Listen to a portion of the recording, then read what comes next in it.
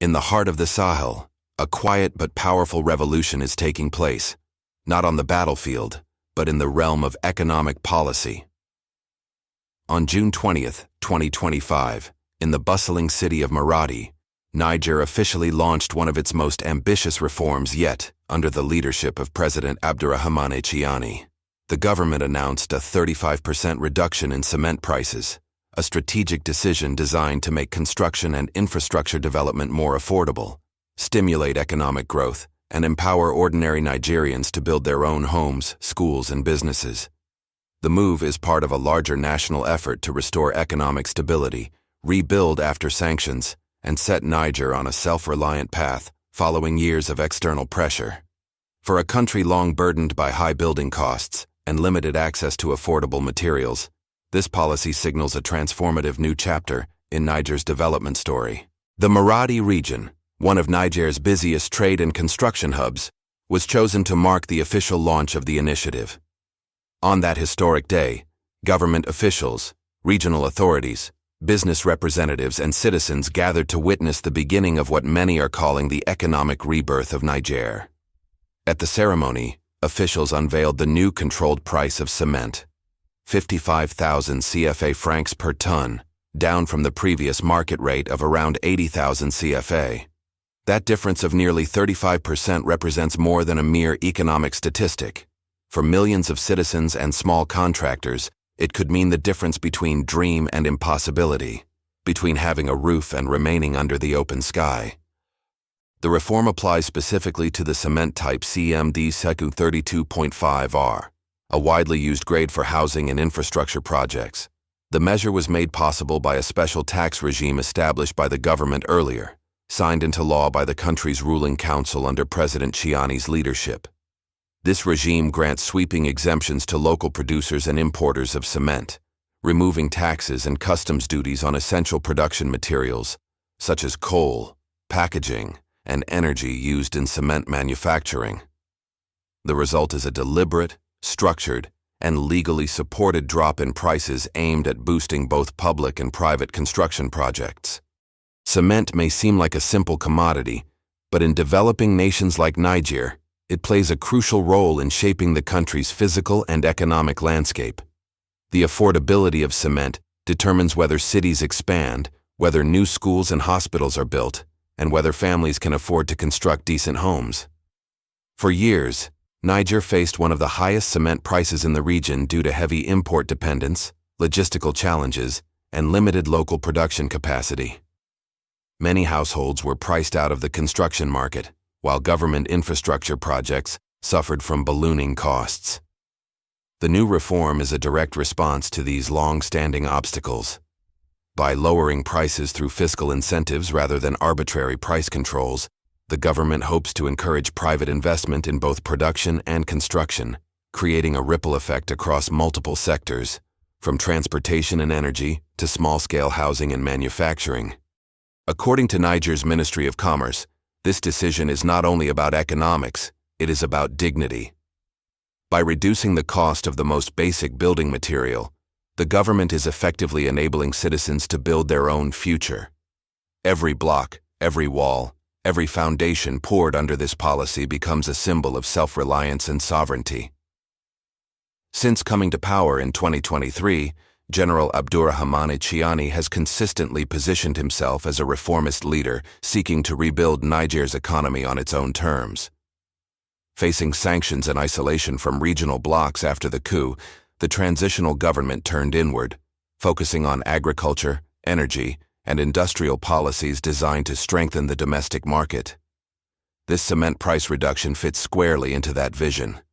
It is not just a one-off measure, but part of a broader strategy to stimulate construction, create jobs, and restore confidence in the national economy. President Tchiani has repeatedly emphasized that Niger must control its resources and production chains if it hopes to achieve true independence. By reforming the cement industry, one of the cornerstones of national development, his administration is sending a clear message. The era of dependency is over, and Niger intends to build its own path, literally and figuratively, from the ground up. Following the policy's rollout, Niger's government moved swiftly to ensure compliance. The Ministry of Commerce and Industry conducted inspections across Niamey, Maradi, and Zinder to verify that retailers and distributors were respecting the new official price. In July 2025, the government suspended 9 businesses in Niamey for refusing to apply the 35% reduction. This decisive action demonstrated the authorities' commitment to making sure the reform benefits consumers rather than being swallowed by intermediaries or speculators. Such strict enforcement is crucial in a market where supply chains are often informal and prone to manipulation. By holding distributors accountable, the state aims to guarantee that the benefits of the policy reach every corner of the country, from major cities to rural villages. The expected impact of the 35% cement price reduction extends far beyond construction. Lower building costs can stimulate a chain reaction across various sectors. Infrastructure projects will multiply as government budgets stretch further, allowing the completion of more roads, bridges, hospitals, and schools with the same funding. Job opportunities will rise as construction expands, employing masons, engineers, transporters, and suppliers. Families will find it easier to build homes, easing urban overcrowding and improving living conditions. The reduced cost of materials may also attract both domestic and regional investors to establish new cement plants and construction firms in Niger. With production costs falling, Niger could even become a competitive exporter of cement to neighboring Sahel nations, boosting regional trade and cooperation. What began as a simple price cut could evolve into a nationwide economic stimulus, injecting new energy into multiple sectors of the economy. Yet, optimism must be matched with caution. Experts warn that sustaining the benefits will require careful management. Niger's cement market still depends heavily on imports, and the country's infrastructure for production and transportation remains limited.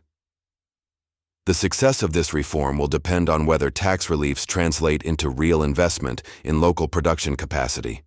If the policy is to endure beyond its first year, Niger must strengthen its domestic supply chains, modernize its factories, and secure energy resources to power production efficiently. Furthermore, maintaining quality standards is essential. As prices fall, there is always a risk of low-quality or counterfeit cement entering the market. The government has pledged to work closely with regulatory bodies to ensure that every bag sold under the new regime meets required specifications. Beyond Niger's borders, this initiative carries symbolic weight for the entire continent. In an era where many African nations struggle with inflation, currency devaluation, and over-reliance on imported goods, Niger's move stands out as a bold attempt to use local policy tools to empower its citizens. By targeting an essential commodity like cement, the Tchiani administration has chosen a reform that directly touches people's daily lives. It demonstrates that sovereignty is not just about politics or diplomacy. It is also about the ability to build, produce, and provide for one's own people. Several African observers have praised the decision, calling it a model for post-sanctions economic resilience. By focusing on domestic productivity rather than external aid, Niger is writing a new chapter in African self-determination. Looking ahead, the government plans to expand the cement subsidy and tax relief model to other regions, including Zinder, Tahua, and Agadez, gradually harmonizing prices nationwide. Officials have hinted that if the first phase proves successful, similar reforms could target other key materials like steel, rebar, and roofing sheets, the building blocks of Niger's infrastructure future. As construction projects accelerate, Niger's cities are expected to transform rapidly. Roads, schools, and hospitals once delayed due to high costs could now move forward. The ripple effect will be visible not only in urban skylines, but also in rural villages where new homes and community centers begin to rise. For the Nigerian people, this is more than just an economic policy. It's a statement of hope, a sign that progress is possible even under the harshest conditions. The government's challenge will be to maintain momentum, ensure transparency, and turn temporary measures into long-term structural reform. The June 20, 2025 launch in Maradi marks a pivotal moment in Niger's ongoing journey toward economic sovereignty. By cutting cement prices by 35%, President Tchiani's administration has taken a decisive step to make infrastructure development accessible to all, stimulate growth, and rebuild confidence in national progress. While challenges remain, from ensuring compliance to expanding local production, the policy embodies a clear vision. Development must begin with empowerment, not dependency. Brick by brick, foundation by foundation, Niger is quite literally building its own future.